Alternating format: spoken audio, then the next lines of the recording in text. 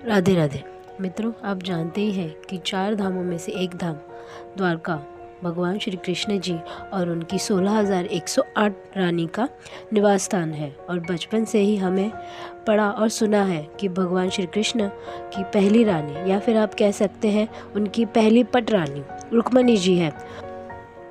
पर आप ये जानते हैं कि उनकी पहली पट रानी माता रुक्मणी जी का मंदिर द्वारका नगरी से 3 किलोमीटर दूर द्वारका की सीमा पर स्थित है। हाँ मित्रों, आपने सही सुना।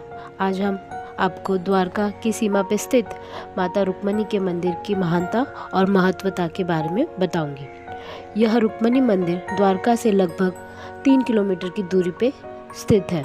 यह माता की अद्भुत और सुंदर मूर्ति विराजमान है। यह मंदिर लगभग 500 साल पुराना है। यहाँ के पुजारी माता और भगवान श्री कृष्ण के 12 साल की वियोग की कथा का वर्णन करते हैं। विदर्भ की राजकुमारी रुक्मणी जी के भाई रुक्मी उनका विवाह शिशुपाल से करना चाहते थे, लेकिन रुक्मणी जी भगवान श्री कृष्ण को अपना मन ही मन पति मान चुकी थी। उसी कारण उन्होंने सुधीर नामक ब्राह्मण के हाथों भगवान श्री कृष्ण जी को पत्र वो भेज दिया। पत्र मिलते ही श्री कृष्ण रानी रुक्मणी जी का हरण कर चैत्र सुद एकादशी को दोनों का विवाह संपन्न हुआ।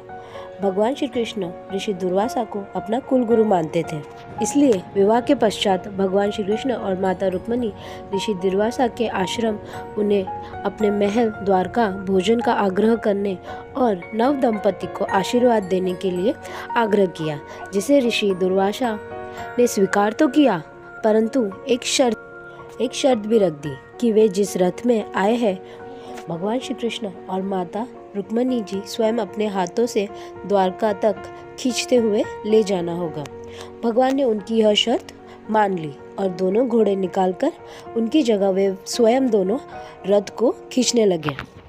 रथ को भगवान श्री कृष्ण और माता खींचते खींचते द्वारका से करीब 23 किलोमीटर दूर टुकड़ी नामक गांव से के पास देवी रुक्मणी को प्यास लग गई।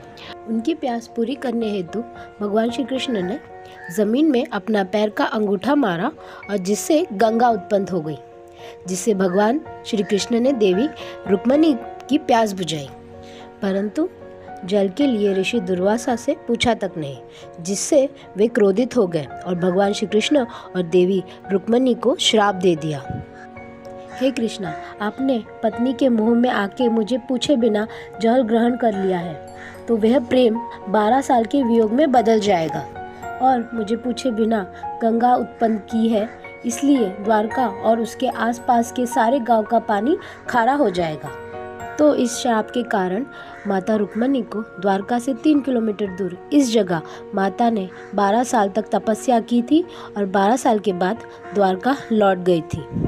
और आज भी ऋषि दुर्वासा के श्राप के कारण द्वारका का पानी खारा है और इसी कारण इस मंदिर में प्रसाद में आपको जल दिया जाता है। और यह भी मान्यता है कि यहाँ जलदान करने से भक्तों की 71 पीढ़ी तृप्त हो जाती है। तो मित्रों, तो यह है माता रुक्मणी मंदिर की महत्वता। तो मित्रों, अगली बार द्वारकाधीश के दर्शन के बाद माता रुक्मणी के दर्शन करना ना भूलिएगा। तो हम आपको मिलेंगे एक नई कथा के साथ। तो बोलो जय माता रुक्मणी और जय भगवान श्री कृष्ण जी। धन्यवाद।